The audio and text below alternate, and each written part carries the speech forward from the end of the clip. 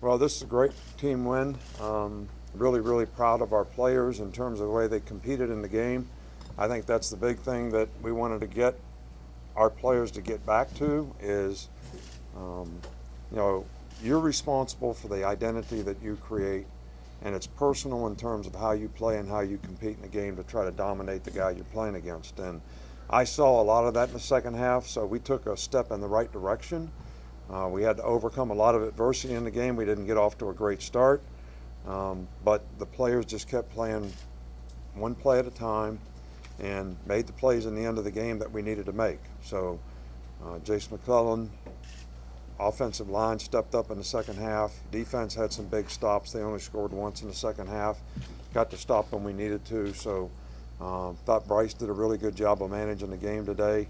Um, it was a tough night in a lot of ways, but a great night for us because I think we took a step in the right direction as a football team, and I'm really proud of our guys for the way they competed in the game.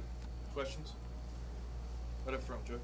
Uh, Coach, Byron Young had 11 tackles, 2 multiple sacks. Just how important was he at times? Byron played great. Mississippi guy, so I'm sure he was fired up for the game, but I thought he played great. But he's played really well for us all year. He's a good leader on the team. It means a lot to him, and glad to see him doing well. Yeah, we didn't see Jameer in the second half. Was there a reason behind that? He twisted his ankle. Questions? Go ahead. Coach, Jason Poe had 84 yards. Kind of speak to how he did this game, kind of stepping up with Jameer. Well, I mentioned, what a great job they did in the second half. He made some physical runs. The run he made on 2nd and 12, I mean, he basically did that on, grit and determination. Really ran hard in the game, played physical. He's played well for us all year. Jameer's just played really well too, so Jay stepped up tonight and took advantage of it, no doubt. Coach, how difficult was it trying to stop the Judkins kid? Just how fast is he compared to what you saw in film, what you saw in the game? Running back, Coach. Running back Judkins. Yeah, he's a good player, and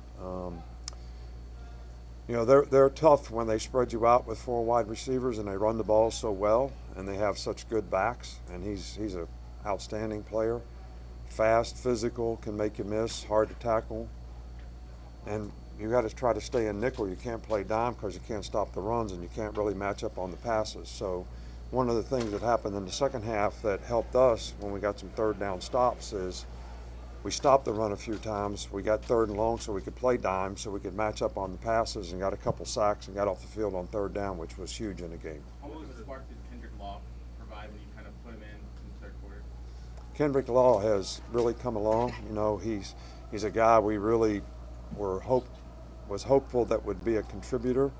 He pulled his hamstring, several weeks ago, was out for a couple weeks, but now he's back to full strength. He played really well on special teams a couple weeks, and I thought he did a really good job, but he's a guy we've been trying to get in the lineup now for some time. What was the message you delivered to the offense after that 4th down play early in the game, and how did things change after that? It wasn't a real good message. Obviously a miscommunication on the snap count, the play, the shift, the motion.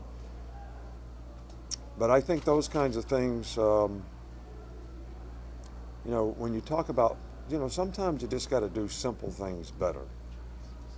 Simple things like focusing on doing your job, focusing on the snap count, focusing on who you're blocking, focusing on what your eye control is in terms of what you're looking at. You got to do simple things better.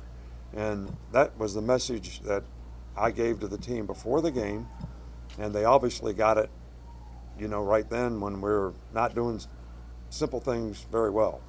So, but I think the offense really responded, especially in the second half. I was really, really pleased with the way they responded on the line of scrimmage to be able to run the ball effectively and to make plays on 3rd down when we needed to, and move the ball, control the ball, and control field position in the game.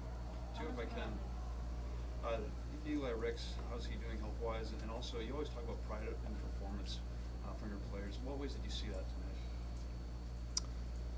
Well, Eli Ricks is okay. I think his head is the issue. So we haven't been able to test him from a concussion protocol standpoint as of yet. But I saw him in the locker room. He's okay. What was your other question? You talk about pride in performance, you know, guys having that. How did you see that tonight?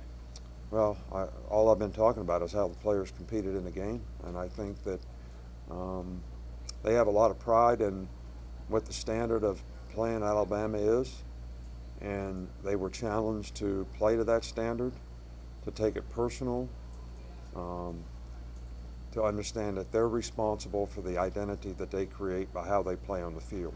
It shouldn't be anybody else that makes that determination for them. And I think that's, they took it personally, and I think they showed it in the game tonight. Couple more, Katie. How much of a momentum swing was that forced fumble by the defense before the half?